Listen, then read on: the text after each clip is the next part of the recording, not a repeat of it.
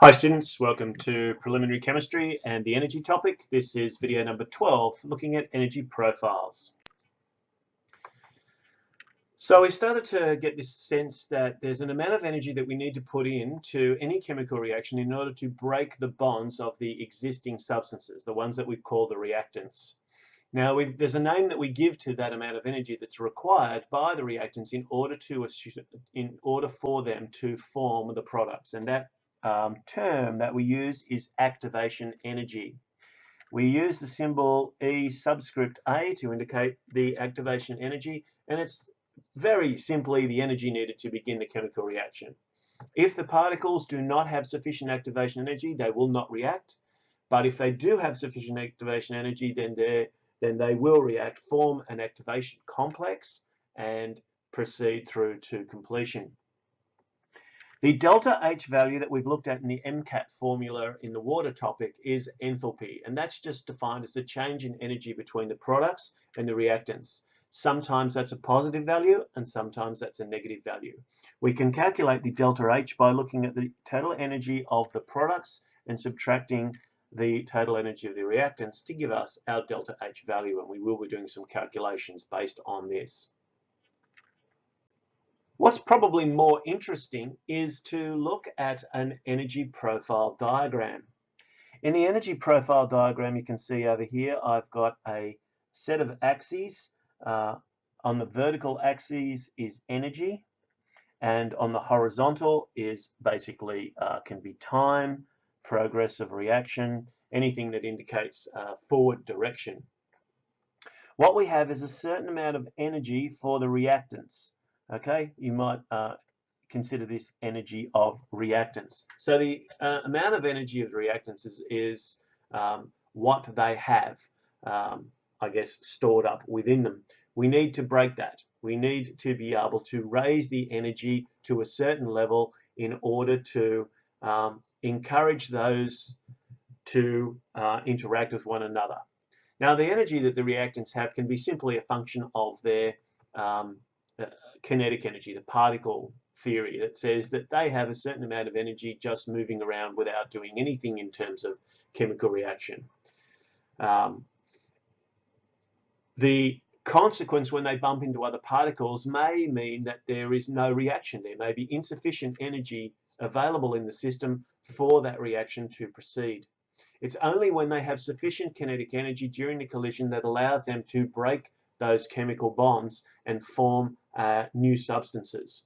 We call this activation energy the amount of energy needed to raise the reactants to the sufficient levels that they need in order to react, the energy of activation or activation energy. It's sometimes called the energy hill, climbing up the energy hill. We have to get to this level, the difference between the top of this hill and the energy of the reactants is the energy of activation. Now, once we have progressed through, and what's called an activated complex forms at the top of the energy hill, and then we shift towards the products at the end. So the products are over here, and they also have a certain energy value. Now, in this case, they're higher than the reactants, just the way that this particular graph is drawn, but sometimes they will be lower. So the graph will look, or could look, like this. And you'll see some examples of both of these in the subsequent videos.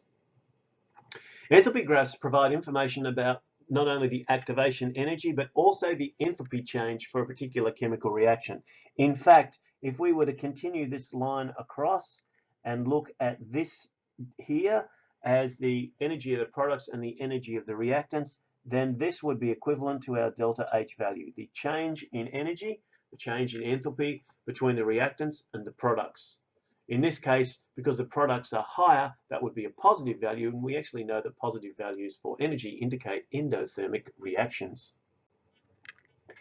The activated complex is effectively some combination, usually an unstable combination of the reactants coming together in order to break the bonds that exist and to form new bonds. So we call this a transition state.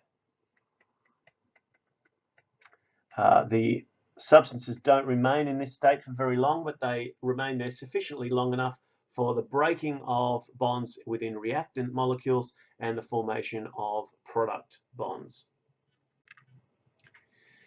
Now, I alluded earlier to the fact that there are two main types of energy profile diagrams that we can look at. One's where the energy of the products is higher. So this value here is the delta H value. And this is a consequence of the reaction absorbing heat as it proceeds, in order that the energy of the products will be higher than the energy of the reactants. In this case, we have an endothermic reaction, and the delta H value will be positive because the energy of the products is greater than the energy of the reactants. So we have a positive delta H value, we have an endothermic reaction. I'm sure by extrapolation you would understand that the reverse of this can also occur. In this case, our delta H value is going to be a negative. So the energy of the products is actually less than the energy of the products. In this case, is less than the energy of the reactants, or if you like, the energy of the reactants is higher. And as a result, we get a negative delta H value. In this case, the reaction has released heat as it proceeds, and so therefore the energy of the products will be lower. We feel this as heat. So you would actually feel an exothermic reaction radiating heat out to the surroundings, whereas an endothermic reaction will feel cool. One of the things about exothermic reactions is they are self-perpetuating, in that the energy that's released as the reaction proceeds warms the container and continues to encourage the particles to have sufficient activation energy for them to continue to react. We'll have a little bit of a look at some of the other implications and uses of energy profiles in the next video. Thanks for watching.